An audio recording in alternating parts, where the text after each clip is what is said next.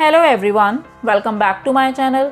चलिए कंटिन्यू करते हैं chapter 2 from hunting gathering to growing food. Last video में हमने डिस्कस किया था हंटर गैदरर्स क्यों एक जगह से दूसरी जगह जाया करते थे, हमें इनके बारे में कैसे पता चलता है, इसके अलावा ये लोग कहाँ रहा करते थे और किस तरह के टूल्स को यूज़ किया करते थे। आज हम पढ़ेंगे फाइंडिंग आउट अबाउट फायर, यानी ह्यूमंस ने आग की खोज कैसे की। अ चेंजिंग एनवायरनमेंट, यानी कब हमें वातावरण में चेंजेस देखने को मिले, जिसे हम समझेंगे टाइम पीरियड के जरिए। इसके अलावा the beginning of farming and herding, यानी कैसे हंटर गैदरर्स ने फार्मिंग और हर्डिंग करना शुरू किया। So let's start. हमने देखा है कि आर्कोलॉजिस्ट को कई ऐसे ऑब्जेक्ट्स मिले हैं जिनसे हमें पास्ट के बारे में इंफॉर्मेशन मिलती है। ऐसी बहुत सी जगह हैं जहां से हमें टूल्स, पॉट्स और बिल्डिंग्स के रिमेन्स मिलते हैं।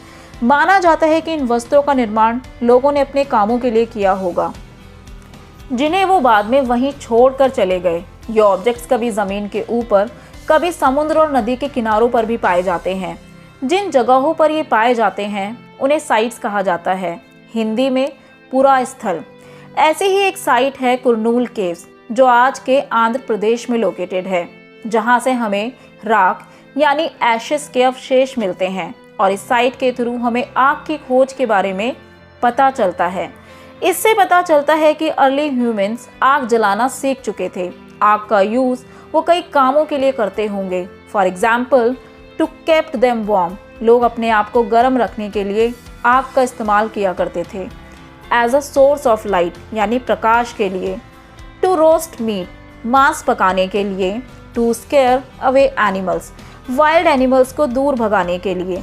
इस पूरे पीरियड के दौरान स्टोन्स लोगों की लाइफ में बहुत इंपॉर्टेंट रोल प्ले करते हैं, क्योंकि स्टोन्स से उन्होंने टूल्स, वेपन्स और दो स्टोन्स को आपस में रब करके आग जलाना भी सीखा। और इसीलिए आर्कोलॉजिस्ट इस पूरे पीरियड को 3 पार्ट्स में डिवाइड करते हैं।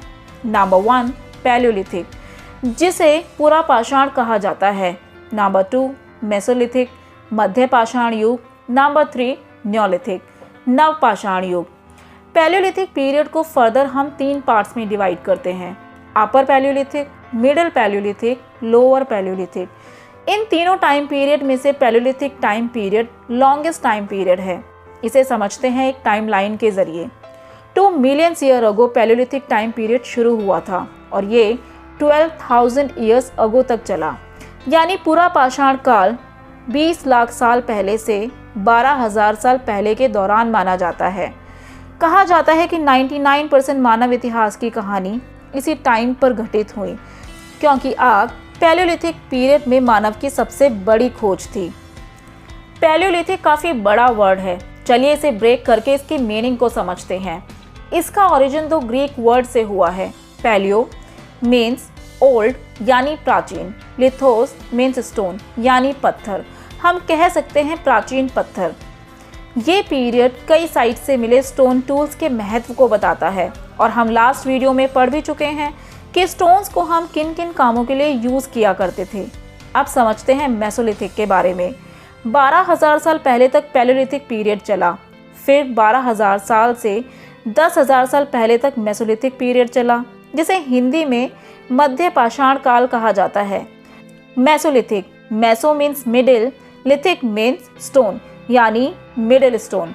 12,000 ईयर्स अगो हमें एक इम्पॉर्टेंट चेंज देखने को मिला, जैसे कि इस टाइम पीरियड में इन्वायरमेंटल चेंजेस होने लगे थे। And this marks the beginning of Mesolithic period, जो कि 12,000 साल पहले से लेकर 10,000 साल पहले तक माना गया है। इस टाइम पीरियड के दौरान जो स्टोन टूल्स यूज़ किए जाते थे वो काफ़ी छोटे हुआ करते थे, जिन्हें माइक्रोलिथ कहा जाता था, हिंदी में लघु पाषाण।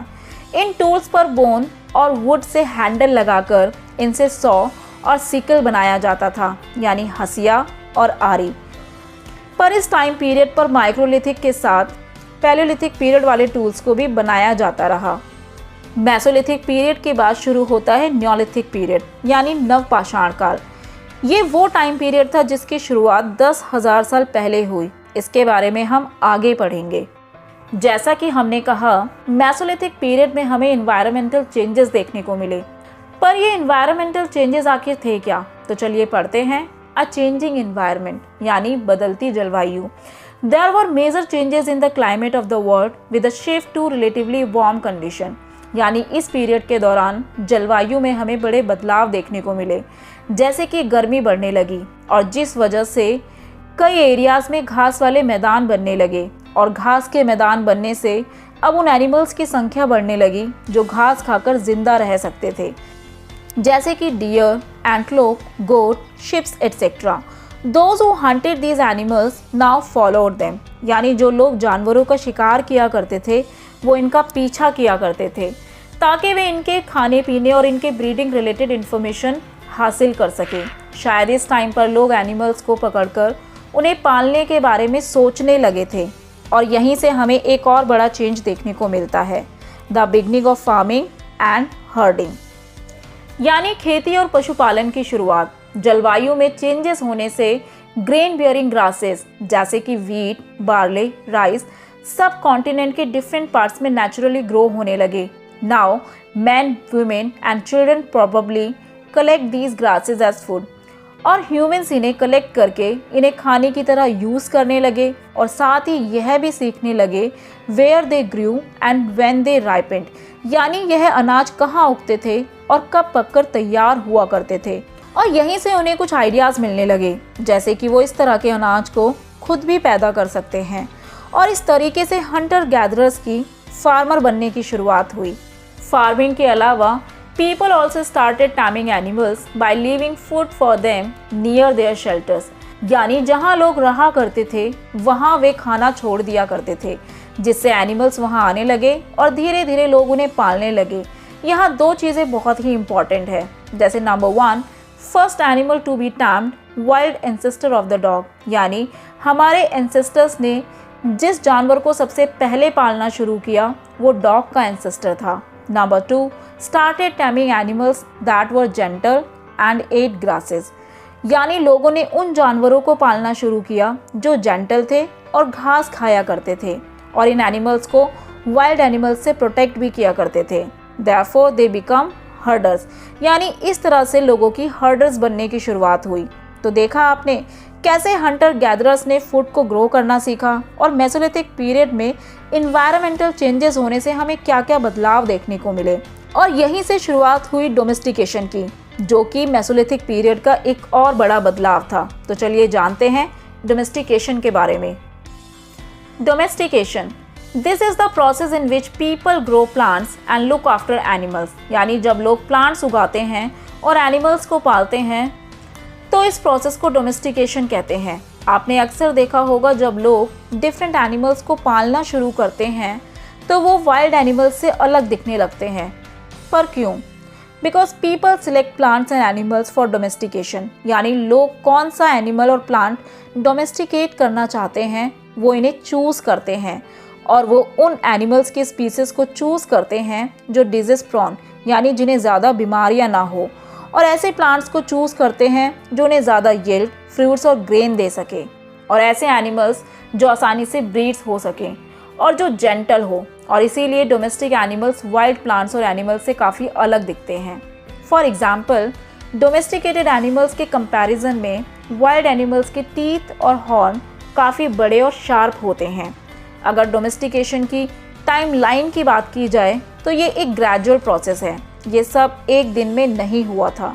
धीरे धीरे ओवर द टाइम लोगों ने डोमेस्टिकेशन करना शुरू किया था और इसकी शुरुआत करीब 12,000 ईयर्स अगो हुई, वही टाइम पीरियड के अराउंड जब मेसोलिथिक पीरियड की शुरुआत हुई।